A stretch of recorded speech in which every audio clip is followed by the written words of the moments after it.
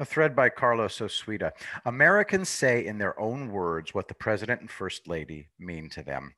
I think I can do this without getting my account frozen. It'll take longer than it should, but Twitter.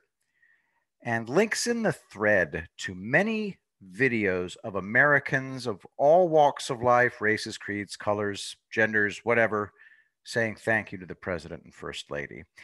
Have you noticed the, diversity and unity that Trump supporters display? How'd that happen? The next one. We just want to wish you a quick and speedy recovery. Link in the thread. How'd it happen? Delivering. Keeping promises. Words alone mean nothing. Only actions count. Like not rioting. And another one. Please get well. Praying for you and your family. Those of us who support Trump don't see color. Years ago, my communist brother told me that race is the most important thing about a person. Think of the ramifications of such a statement. There was a little race-based shindig you may have heard of called World War II. Both the Nazis and Imperial Japanese said that race is the most important thing about a person. They tried to exterminate people whom they considered to be racially inferior. We struggled with our own racial issues, but there was no move to exterminate races.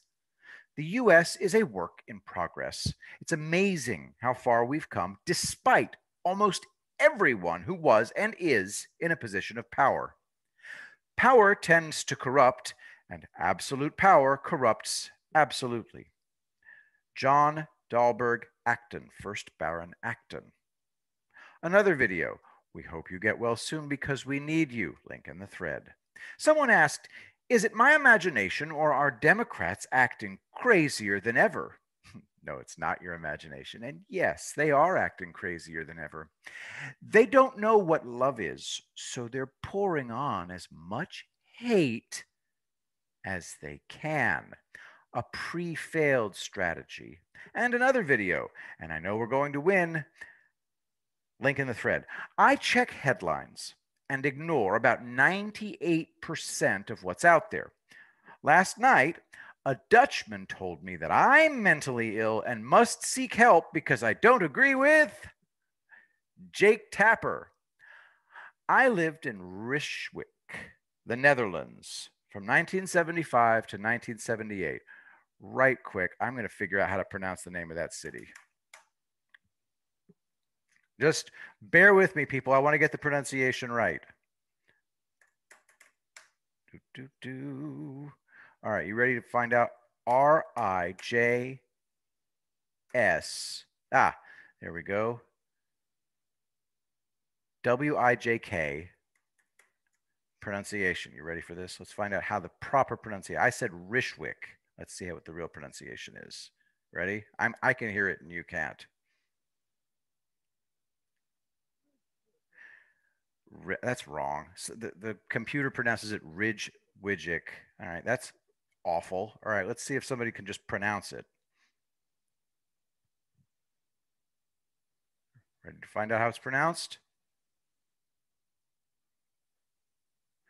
Oh, look. Rijswijk. Rijswijk. All right, whatever. Anyway, Rijswijk, the Netherlands, from 1975 to 1978, second only to Norway for the worst quality of life I've ever experienced. Almost universally hostile people who drank like fish and tried to pick fights with me whenever they could. Adults. Canals were everywhere. They stank. We avoided Dutch people because they were so belligerent. I went back in 1982 and my old neighborhood was absolutely trashed. There was a department store with a large reflecting pool nearby filled with garbage, graffiti on every surface. The entire country was miserably unhappy. Here's how respectful the Dutch are of their environment. Link in the thread, but little quick canal cleaning. This is going to be disgusting, isn't it? Okay, guys, filth in the canals. We don't need to watch this. It's gross. Jake Tapper. and canals full of bicycles and booze and deranged homicidal refugees. Heaven. The last video, Trump supporter Tony Rankin was given a second chance at life thanks to the First Step Act. Actions. Keeping promises, delivering. That's all it takes. And it's the new normal. You want to be president? You have to keep your promises and deliver. A final note. The press and the Democrats have lied about Trump from the moment he entered the race in 2015. Trump was impeached over lies. He's been investigated over lies. He was illegally spied on. He's under constant attack by crooked lawyers. All the people breaking every rule, like Jake Tapper, say that Trump is obligated to be scrupulously honest so that Tapper can continue lying. This is war, a war declared by Democrats and the press. Trump can say whatever he wants as far as I'm concerned. I trust him not to harm us. If he uses strategic deception, fine by me. And let's be blunt. After the great toilet paper panic earlier this year, it's clear that too many of us can't handle the truth. The friggin' stock market can't.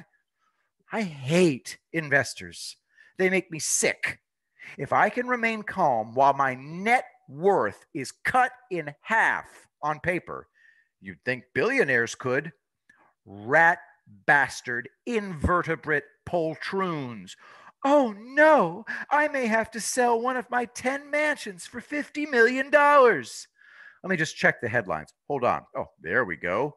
Donald Trump tweets, I will be leaving the great Walter Reed Medical Center today at 6:30 p.m.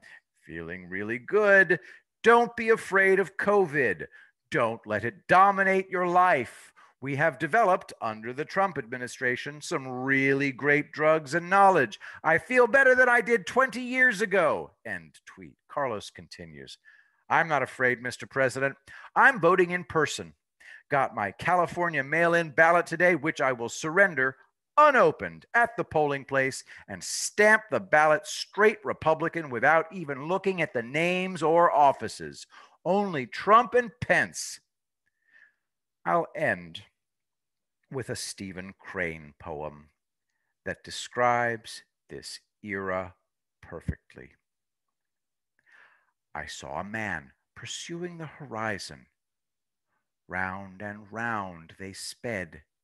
I was disturbed at this. I accosted the man. It is futile, I said. You can never. You lie, he cried, and ran on. Let them pursue the horizon. The rest of us will enjoy the fruits of Donald J. Trump's labors. Thank you, Mr. President. Be well. I will be the greatest president that God ever created.